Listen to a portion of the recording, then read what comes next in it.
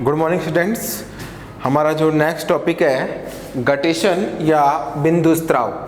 इससे पहले हम डिस्कस कर लेते हैं कि इम्पोर्टेंस ऑफ ट्रांसपिरेशन। जो हमारा जो लास्ट टॉपिक था उसमें हम डिस्कस करेंगे कि जो ट्रांसपिरेशन है उसका क्या इम्पोर्टेंस है। स्टूडेंट्स, सबसे पहली चीज़, प्लांट के अंदर ट्रांसपिरेशन होता क्यों है। प्लांट के अंदर ट्रांसपिरेशन, सबसे पहली बात, ट्रांसपिरेशन अगर लीफ की सरफेस से हो रहा है, समझने की कोशिश करना, अगर लीफ की सरफेस से अगर ट्रांसपिरेशन हो रहा है ना, जो वाटर है वो लॉस हो रहा है, वाटर का लॉस हो रहा है, जल की हानि हो रही है, तो यहाँ से अपन ने पढ़ा था कि जिस सेल से वाटर लॉस हुआ है उसकी डीपीडी इंक्रीज हो जाती है। डीपीडी इंक्रीज होगी तो क्या होगी, उसके नीचे जो सेल है वहाँ से क्या होगा, वाटर क्या होगा, उस सेल के अंदर आएगा। तो एक ट्रांसपिरेशन पूल क्रिएट होता है।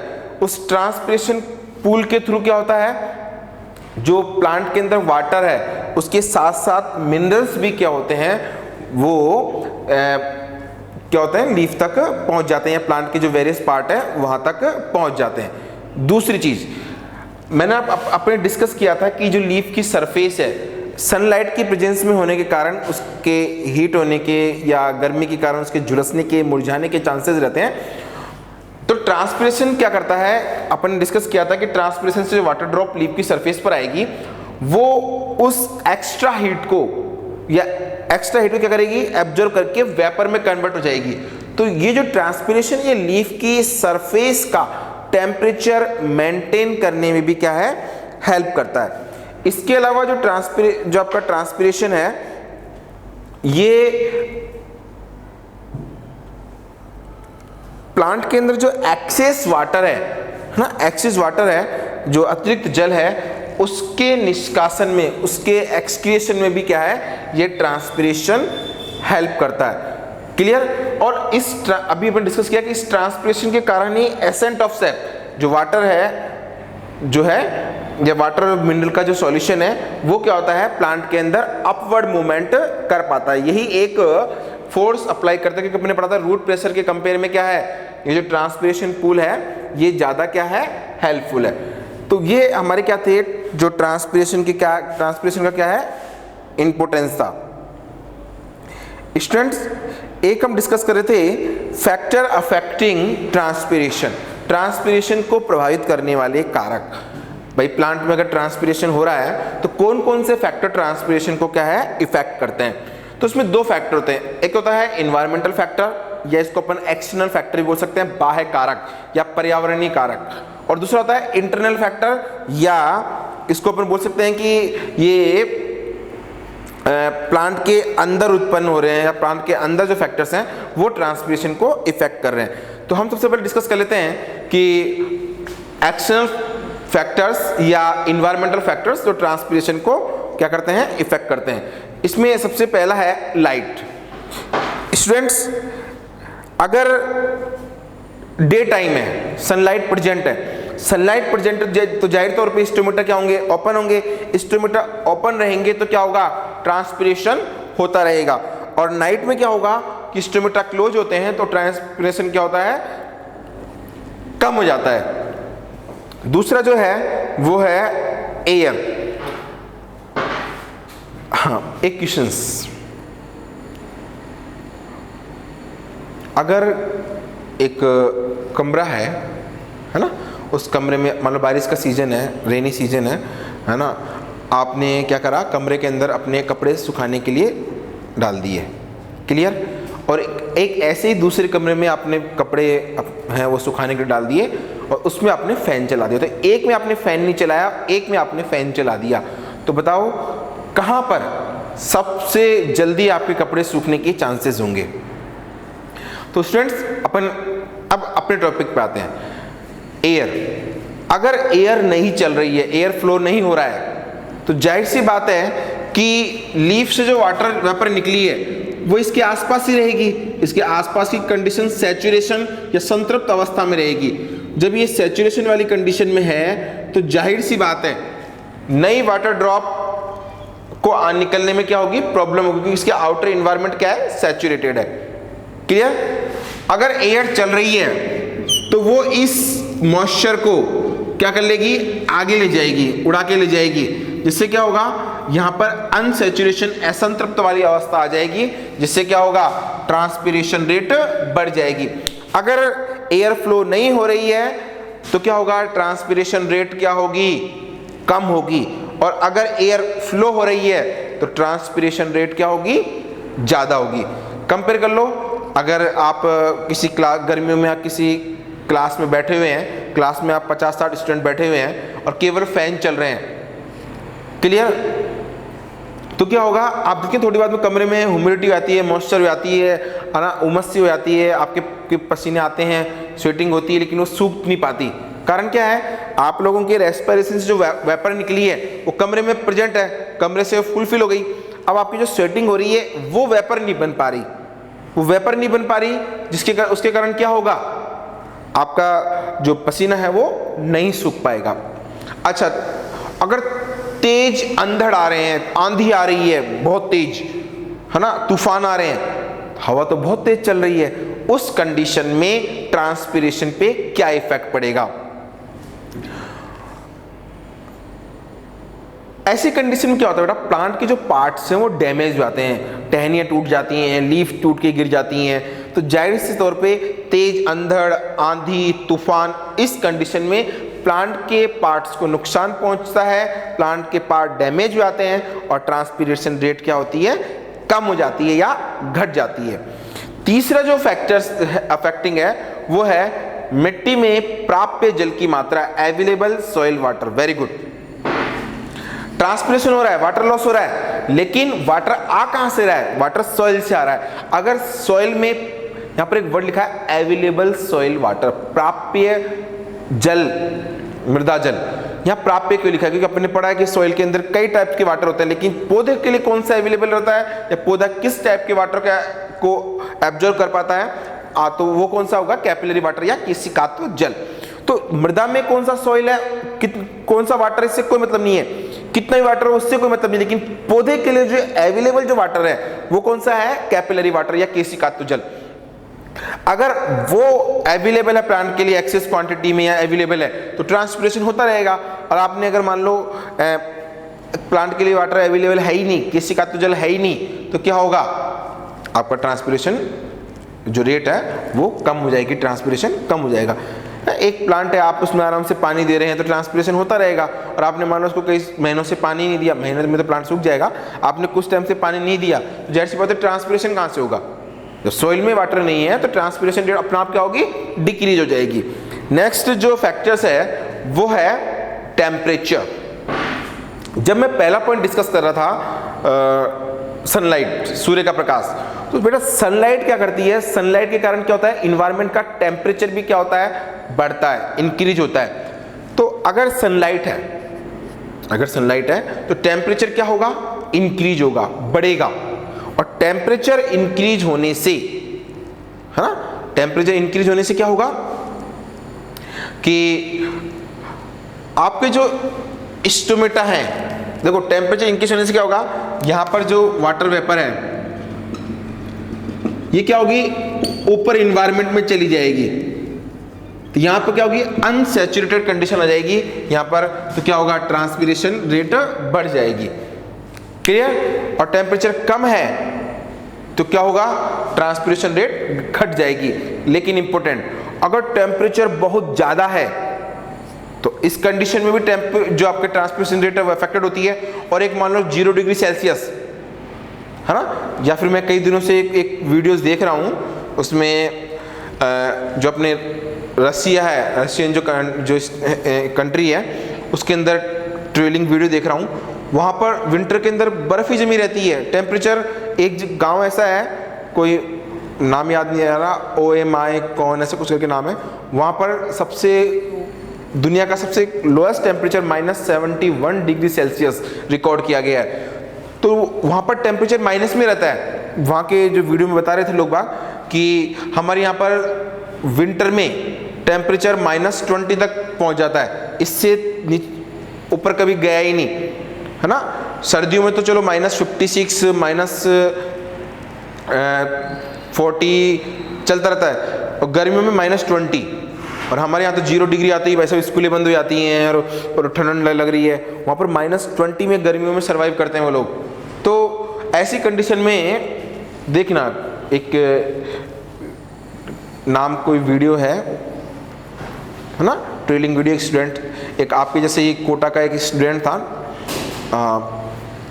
IIT की तैयारी करने गया था, लेकिन उसको कुछ इंटरेस्ट लगा कि भाई मुझे दुनिया देखनी है, तो बंदा के पास पैसा भी नहीं, लेकिन खुद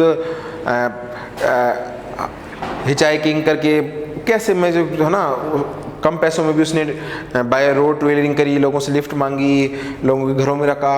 अच्छा है, मतलब उसके है ना एफर्ट्स अच्छे हैं। तो वहाँ पर मैंने देखा कि वहाँ पर काफ़ी बर्फ़ जमी हुई है और लो टेम्परेचर है, तो लो टेम्परेचर में भी क्या होगा, ट्रांसपिरेशन रेट क्या होती है, अफेक्टेड होती है, कम हो जाती है। तो स्टूडेंट्स, ये तो क्या थे फैक्टर अफेक्टिंग ट्रांसपिरेशन में, एक्सटर्नल फैक्टर्स या इन्वायरमेंटल फैक्टर्स। अब हम पढ़ते हैं इंटरनल फैक्टर्स। इंटरनल फैक्टर्स में सबसे पहला है लीफ की स्ट्रक्चर। हमने कल डिस्कस किया था कि कुछ में लीफ में जो स्टोमेटा है वो ऊपर मिलते हैं, कुछ में नीचे मिलते हैं, कुछ में दोनों ओर मिलते हैं। जाहिर सी बात है, जिनमें स्टोमेटा नीचे मिल रहे हैं, लोअर एपिडर्मिस पे मिल रहे हैं, निचली अधिचर्म पर मिल रहे हैं, वहां पर ट्रांसपिरेशन रेट कम होगी। जहां पर ऊपर मिल रहे हैं वहां पर ट्रांसपिरेशन रेट क्या होगी, ज्यादा होगी, एक्सेस क्वांटिटी में होगी। जहां पर दोनों एम्फिस्टोमेटिक है, उभयरंध्रीय है, ऊपर और नीचे, ऊपरी और निचली एपिडर्मिस दोनों पर अगर स्टोमेटा है, वहां पर ट्रांसपिरेशन रेट और भी ज्यादा होने के चांसेस हैं। और उससे भी इंपॉर्टेंट बात, जो डेजर्ट प्लांट है, जीरोफाइटिक प्लांट है, जीरोफिटिक प्लांट है, मरुद्भिद पादप हैं जो डेजर्ट में उगते हैं, रेगिस्तान में उगते हैं, उनके अंदर धसे हुए रंध्र या संकन स्टोमेटा मिलते हैं। ये अडेप्टेशन है किसका, ट्रांसपिरेशन को प्रिवेंट करने का या वाटर लॉस को कम करने का। इसके बाद अगला है रूट शूट रेशो, मूल प्ररोह अनुपात। यस, प्लांट का कितना पार्ट रूट के फॉर्म में सॉइल के अंदर है और कितना पार्ट ऊपर है। अगर मान लो रूट का एरिया कम है, शूट का ज्यादा है, तो ट्रांसपिरेशन कम होगा, क्योंकि रूट कितना वाटर एब्जॉर्ब करेगी। दूसरी चीज, अगर रूट रेशो ज्यादा है, शूट रेशो कम है, प्ररोह अनुपात कम है, तो वाटर ट्रांसपिरेशन ज्यादा होगी। रूट क्या कर रही है, ज्यादा वाटर एब्जॉर्ब कर रही है, ऊपर एरिया कम है, तो ट्रांसपिरेशन ज्यादा होगा। ये फैक्टर्स भी क्या क्या है, ट्रांसपिरेशन को अफेक्ट करते हैं। इसके बाद है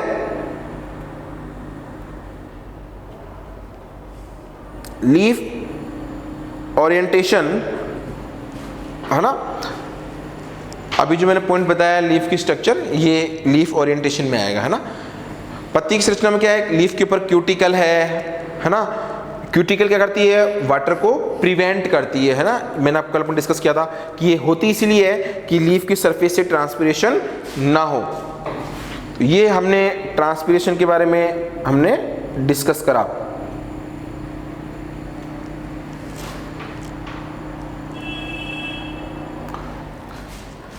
तो स्टूडेंट्स, अब अपन आते हैं अपने मेन टॉपिक पर, वो है गटेशन।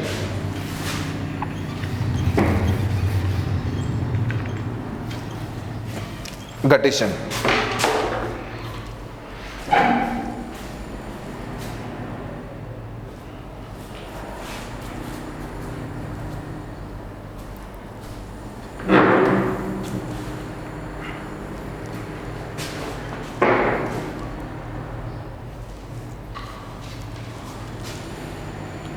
स्टूडेंट्स, गटेशन क्या है या बिंदुस्त्राव क्या है। आपने देखा होगा कि मोस्टली आपको ये अर्ली मॉर्निंग या जल्दी सुबह ही मिलेगा, और सर्दियों में थोड़ा ज़्यादा देखने को मिलेगा, गर्मियों में भी आप अर्ली मॉर्निंग देख सकते हैं कि प्लांट की जो लीफ है, सुनना, प्लांट की जो लीफ है ये इसकी मार्जिन है ना।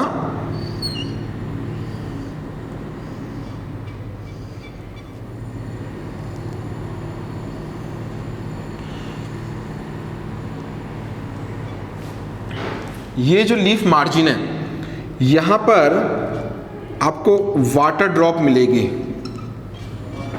ऐसे मार्जिन पर, है ना। काफ़ी ज़्यादा होती हैं।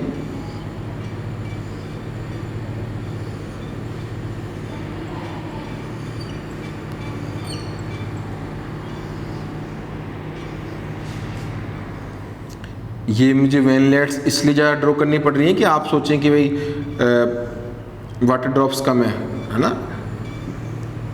तो यहाँ पर आपको ऐसे वाटर अर्ली मॉर्निंग आपके टेक्स्ट बुक है, उसके अंदर एक इमेज भी दे रखी है ना, उसमें इमेज भी दे रखी है कि आप देख रहे हैं वाटर जो ड्रॉप्स हैं वो लीफ मार्जिन पर क्या है, प्रेजेंट है। तो पहली चीज़ ये लीफ मार्जिन पे ही क्यों मिलती है, नंबर एक। अर्ली मॉर्निंग की क्यों मिलती है, ऐसे आपको ये वाटर ड्रॉप्स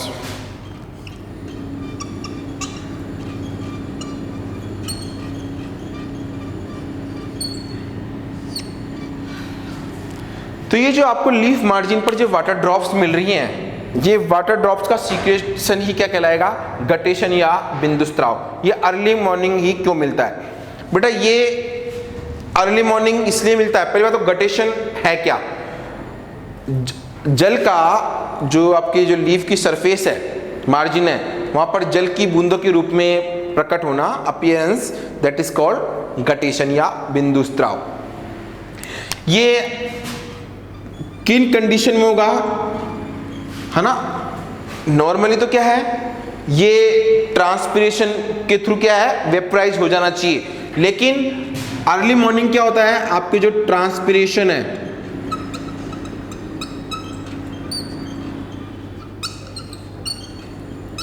या मैं बोलूं तो जो वाष्पोत्सर्जन है,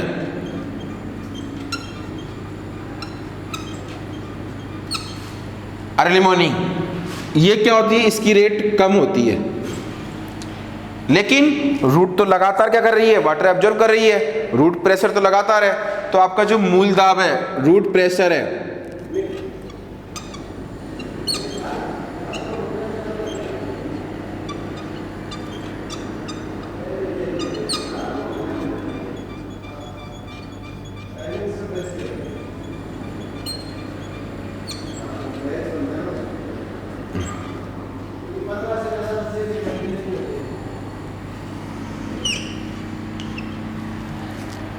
तो आपकी गटेशन की जो पहली जो शर्त है वो क्या होनी चाहिए कि ट्रांसपिरेशन रेट कम हो और रूट प्रेशर क्या हो, ज्यादा हो। इस कंडीशन में क्या होगा, आपके गटेशन होगा, बिंदुस्राव देखा जाएगा। गटेशन, अब मान लो वाटर जो रूट प्रेशर है वो तो वाटर को एब्जॉर्ब कर रहा है और लगातार ऊपर भेज रहा है, लेकिन ट्रांसपिरेशन नहीं हो रहा, ट्रांसपिरेशन रेट क्या है, कम है, तो ये वेपर क्या है, जो वाटर ड्रॉप्स नहीं वेपराइज नहीं हो पा रही, तो ये क्या होगा, लीफ मार्जिन पर ड्रॉप के फॉर्म में क्या होगी, प्रेजेंट रहेगी। इस ड्रॉप के फॉर्म में प्रेजेंट रहने के कारण ही इसे हम कहते हैं बिंदु, वाटर ड्रॉप के लिए आया है, बिंदुस्राव अपने से कहते हैं। दूसरी चीज, ये अर्ली मॉर्निंग क्यों मिलेगी, क्योंकि ये जो दशा है, ये जो कंडीशंस है, ये अर्ली मॉर्निंग ये क्या है, हमको देखने को मिलती है। क्लियर। दूसरी चीज, एक इंपॉर्टेंट चीज, जो लीफ मार्जिन है, यहां पर एक स्ट्रक्चर प्रेजेंट होती है जिसको अपन बोलते हैं हाइड्रोथॉट या जल रंध्र। रंध्र अलग होते हैं, स्टोमेटा अलग होते हैं, ये जल रंध्र है।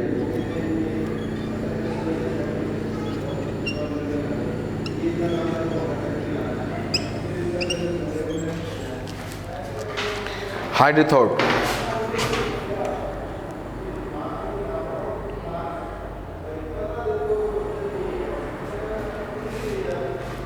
तो यहाँ पर जो जलरंध्र है इसकी अपन स्ट्रक्चर बनाते हैं और एग्जाम में ये स्ट्रक्चर क्या होती है, इंपॉर्टेंस रखती है।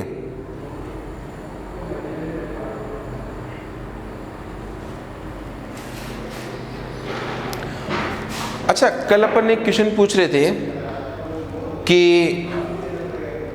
यहाँ जो वाटर ड्रॉप्स निकल रही है ना, ये प्योर वाटर है या इम्प्योर वाटर है। लास्ट वीडियो में आपने कमेंट सेक्शन में जाके आंसर दिया होगा, लेकिन यहाँ पर मैं आपको क्लियर करता हूँ कि रूट ने जो वाटर एब्जॉर्ब किया है वो क्या है, इसमें मिनरल्स एब्जॉर्ब है ना, मिनरल्स आया, क्लियर। और वही वाटर क्या है, यहाँ से निकल के बाहर निकल रहा है, तो ये वाटर ड्रॉप्स क्या होगी, इम्प्योर होगी। इसके अंदर मिनरल्स प्रेजेंट रहेंगे, इम्प्योरिटीज प्रेजेंट होंगी, अशुद्धियाँ प्रेजेंट रहेंगी, है ना।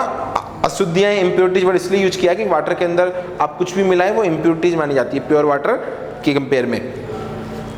तो ये जो हाइड्रोथॉट से जो वाटर निकल रहा है वो क्या होगा, अशुद्ध होगा, इम्प्योर होगा। लेकिन यहाँ पर जो स्ट्रक्चर है कि बिंदु स्राव किस संरचना के द्वारा होता है, आंसर होगा जलरंध्र या हाइड्रोथॉट के द्वारा। तो अपन इसकी स्ट्रक्चर बनाते हैं।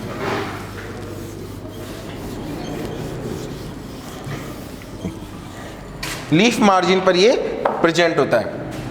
अच्छा, एक चीज और डिस्कस करते हैं। आपने देखा होगा बहुत भरी गर्मी है, गर्मियों में गांव में पीपल के पेड़ होते हैं, बरगद के पेड़ होते हैं, है ना। उन पेड़ के नीचे अगर आप सोते हैं तो आपको ठंडक का एहसास होता है। कई बार तो ऐसा फील होता है कि जो वाटर ड्रॉप है वो नीचे गिर रही है। कारण क्या है, वहाँ पर जो बिंदुस्राव गटेशन होता रहता है, जिसके कारण क्या है, उसके आसपास का एनवायरनमेंट वाटर की वेपर की वजह से कारण क्या होता है, ठंडा रहता है। अब हम जलरंध्र या हाइड्रोथॉट की स्ट्रक्चर बनाते हैं। आप मेरे साथ ही ड्रॉ करते रहें तो ज़्यादा बेटर होगा।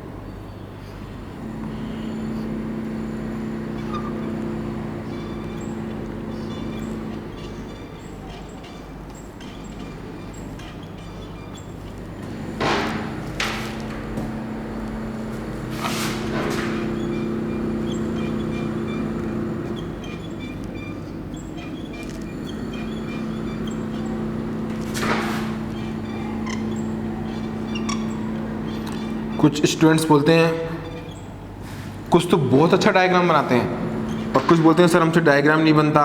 अरे डायग्राम नहीं बनता तो फिर आपने बायो क्यों ली, है ना।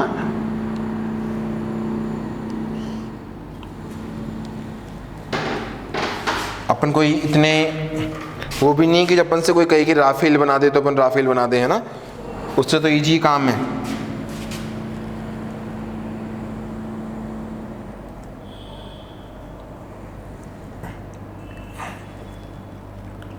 डायग्राम बनाना इतना टफ नहीं है, दुनिया में इससे भी काफ़ी टफ काम है, लेकिन लोग बाग वो भी कर देते हैं, है ना। आज की न्यूज़पेपर में आया है, गुवाहाटी में एक बच्ची है जिसके दोनों हाथ नहीं है, पैरों की अंगुलियों से ही वो पेंटिंग बना रही है, और खुद की कमाई के लिए नहीं,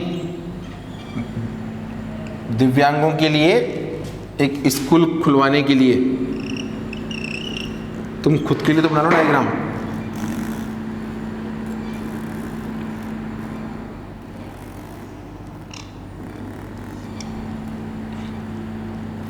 ये मैं क्यूटिकल बना रहा हूँ।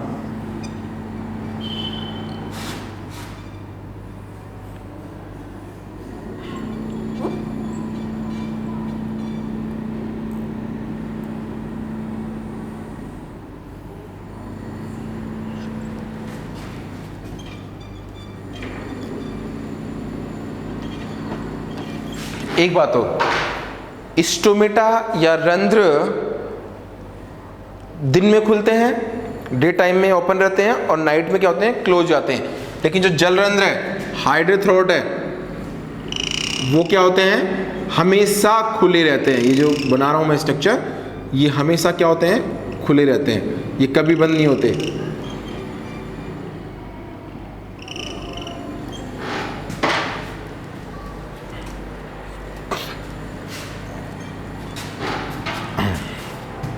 ये आपके जो जाइलम्स की जो ट्रैकिट्स वेसल्स आ रही हैं, मैं वो बना देता हूँ। ये ऊपर तक नहीं पहुंच पाती।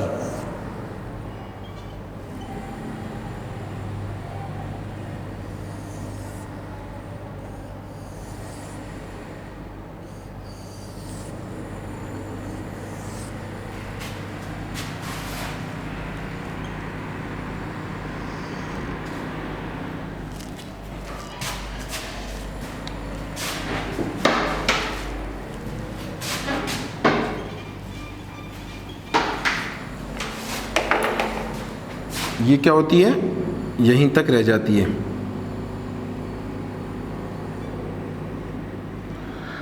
अब इनसे जो वाटर आ रहा है वो क्या होगा, यहीं से डिफ्यूज जाएगा। यहाँ पर जो स्पेसिफिक जो सेल प्रेजेंट है इनको अपन बोलते हैं एपिथेम सेल, हिंदी में भी नाम यही है।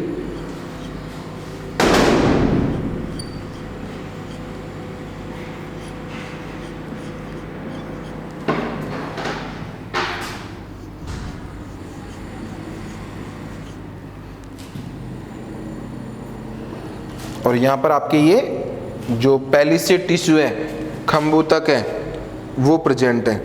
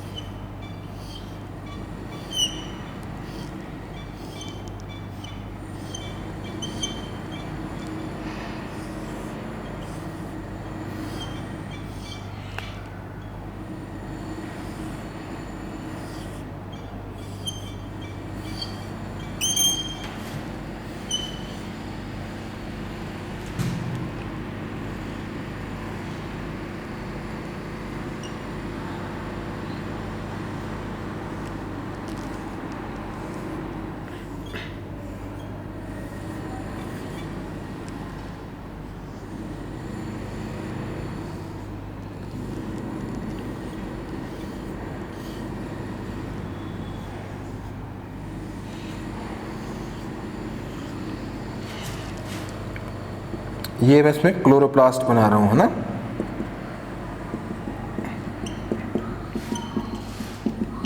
इसका डायग्राम जितना अच्छा बनाओगे आपका टॉपिक उतना ही क्लियर हो जाएगा। मेरी बात याद रखना, इस चैप्टर को थ्योरेटिकल ना लिख के आप एक पेज में आगे पीछे बस इतना ही कवर करें।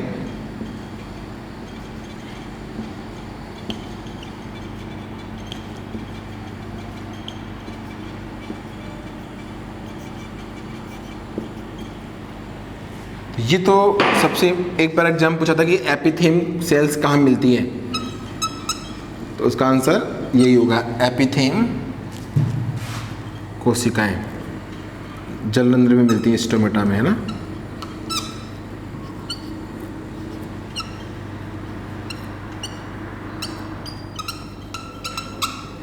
क्लियर। ये आपके रंध्र गुहा है, स्टोमेटल कैविटी।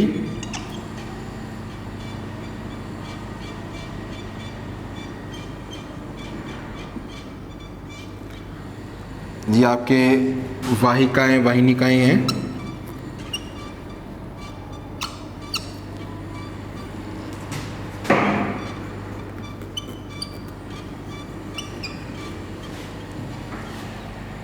ये आपके एपिडर्मिस है, अधिचर्म है।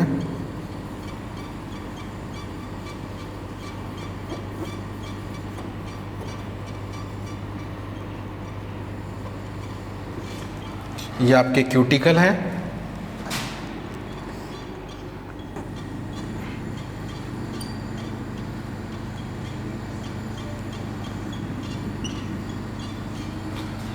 ये आपके पैलिसेड टिश्यू है, खम्भों तक है।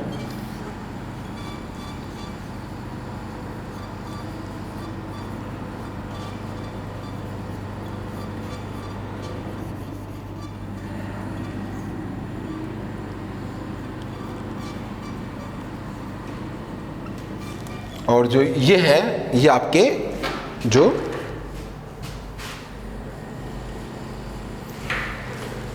निष्क्रिय द्वार सेल्स, इनएक्टिव तभी तो खुलती बंद नहीं होती है।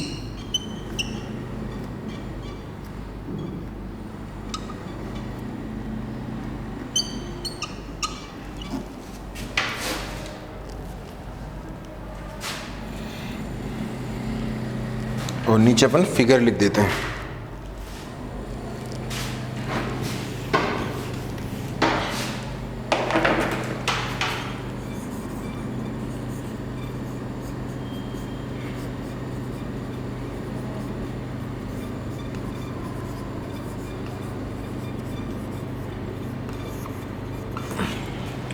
स्टूडेंट्स, गटेशंस यहाँ से होगा। ये स्ट्रक्चर जब लीफ मार्जिन पे प्रेजेंट होती है ना, अपन ने जो लीफ की स्ट्रक्चर पढ़ी थी ना, तो इनकी खत्म हो गई यहाँ पर, तो ये स्ट्रक्चर यहाँ प्रेजेंट होती है लीफ मार्जिन पे, है ना। इसको हाइड्रोथॉट या जलरंध्र बोलते हैं। तो इसमें देख रहे हैं आप, ये स्ट्रक्चर है, ये आपके ट्रैकिड्स यहीं पे आके खत्म हो गई। ट्रैकिड्स जो वेसल्स जो हैं यहाँ पर, ये स्पेसिफिक सेल है, एपिथेम कोशिकाएं, ये याद रखना इंपॉर्टेंट है। और यहाँ पर वाटर वेपर आएगी और यहाँ से वेपराइज हो जाएगी। तो याद रखना, रंध्र दिन में खुलते हैं, रात में बंद हो जाते हैं, लेकिन जो आपके जलरंध्र हैं, हाइड्रोथॉट है, ये हमेशा खुले रहते हैं। यहाँ पर जो गार्ड सेल हैं कैसी हैं, इनएक्टिव हैं। डायग्राम आप बना लें।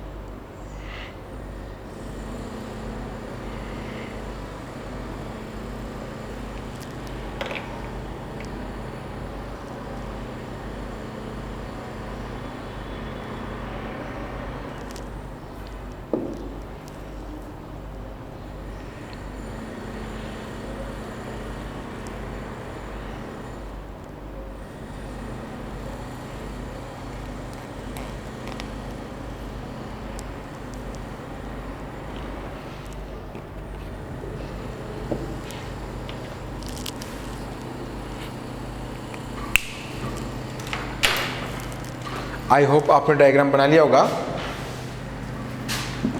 इसके साथ एक और लास्ट टॉपिक है, ब्लीडिंग या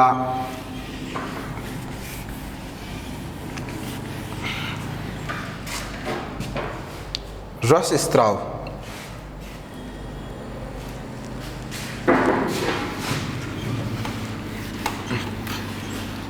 कई बार आपने देखा होगा, आपने किसी प्लांट की लीफ तोड़ी होगी तो उसमें से लेटेक्स अपना बाहर निकलने लग जाता है ना। आपने पत्ती तोड़ी या टहनी तोड़ी तो उसमें से लेटेक्स बाहर निकलता नहीं निकलता, खून के प्रेशर तो काम करता ही है।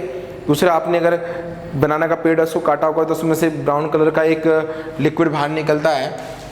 तो कुछ ऐसे प्लांट होते हैं जिनमें प्लांट से कोई ना कोई सब्सटेंस क्या है, सीक्रेट होता रहता है। इसको ही अपन क्या बोलते हैं, ब्लीडिंग, रस स्त्राव।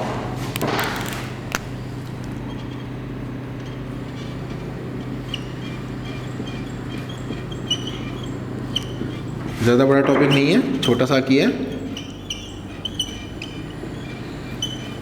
ब्लीडिंग। तो क्या होता है कि प्लांट का जो डैमेज पार्ट है, अब आप पत्तियाँ तोड़ोगे, तना काटोगे, स्टेम काटोगे तो डैमेज तो होगा ही। तो प्लांट का जो डैमेज पार्ट है वहाँ से कई बार क्या होता है, किसी लिक्विड का रेजिन है चाहे लेटेक्स है, उसका बाहर आना क्या है, ब्लीडिंग कहलाता है। और ये कब होगा, जब रूट प्रेशर क्या हो, ज़्यादा हो, जिसके कारण क्या है, जो जाइलम की जो ट्रैकेट्स हैं उनके कटने फटने से क्या है, ये लिक्विड बाहर आता रहता है। आपका जो रबर का प्लांट है ना, हीबिया, उसमें भी रबर इसी कारण बाहर आता है कि आपने उसको डैमेज किया तो उसमें से क्या होगा, लेटेक्स बाहर आएगा। स्टूडेंट्स, इसी के साथ हमारा ये चैप्टर कंप्लीट होता है। मिलते हैं हम नेक्स्ट वीडियो में। Thanks for watching.